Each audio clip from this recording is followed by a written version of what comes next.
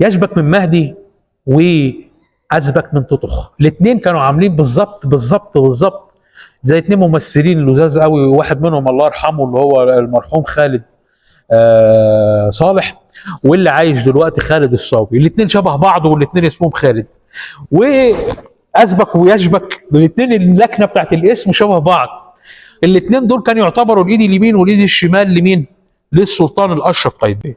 راح الامير يشبك من مهدي الدودار وقال له يا مولانا ما انت خلاص اتخلعت ومش هتنفع، فخد منه النمجان اللي هي عباره عن خنجر ملوي، وخد منه الدوان اللي خلاص بقى انت ايه؟ اتعزلت وبقينا الاشرف قايتباي هو اللي بقى سلطان.